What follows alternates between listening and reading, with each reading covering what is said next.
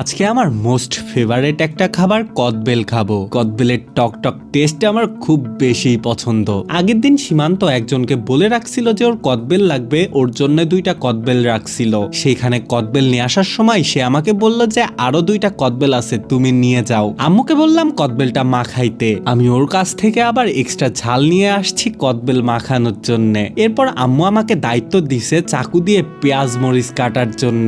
ঢাকায় bachelor life পার করার কারণে কিন্তু আমি চাকু দিয়ে পেঁয়াজ মরিচ ভালোই কাটতে পারি। পেঁয়াজ মরিচ কাটার পরে আমি আম্মুকে জিজ্ঞেস করলাম ধনিয়া পাতা নাই? আম্মু বলল যে হ্যাঁ আছে, দাঁড়া নিয়ে আসি। এরপর আম্মু ধনিয়া পাতা আনলো, আমি ধনিয়া পাতাটাও কুচি কুচি করে কেটে নিলাম। আমি একটু জিনিসটা ঝাল ঝাল খাবো বলে অনেকগুলা মরিচ দিছি। আম্মুকে আমি এখন বললাম মাখানোর দায়িত্বটা তোমার। আম্মু তাই জিনিসটা মাখানো শুরু করলো। প্রথমে পেঁয়াজের উপর সরিষার তেল দিয়ে দিল। আম্মু জিজ্ঞেস করছিল কাসুন্দি দেবে নাকি, আমি আম্মুকে নিষেধ করছিলাম। তারপর আমি বেল মাখানোর জন্য যেই মশলাটা আনছিলাম সেই মশলাটা পেঁয়াজ মরিচ আর ধনিয়া পাতার ভেতরে আম্মু দিয়ে দিল। এখন হচ্ছে কদবেল ফাটানোর সময়। কদবেল ফাটানোর পরে দেখা গেল যে এইটা অর্ধেক পাকা। জিনিসটা আমাকে 3 দিন রাখতে বলছিল, কিন্তু লোভার কোনোভাবেই সামলাইতে পারলাম না। একটু কাঁচা কাঁচা থাকলেও খাওয়া যাবে। আম্মু চামচটা দিয়ে কদবেলটা তুলে নিল। এরপর কদবেলটা প্লেটের উপর দিয়ে অল্প একটু চ্যাটকায় নিল। এরপর প্রথমে পেঁয়াজ মরিচটা তেল দিয়ে মাখায়, তারপর কদবেলটা মাখানো শুরু করলো।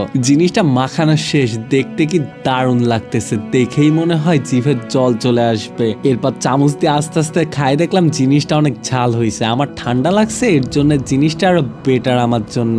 যাই হোক, আজকের মতো কদবেল খাওয়া শেষ। টাটা, আল্লাহ হাফেজ, দেখা হবে পরের কোনো ভিডিওতে।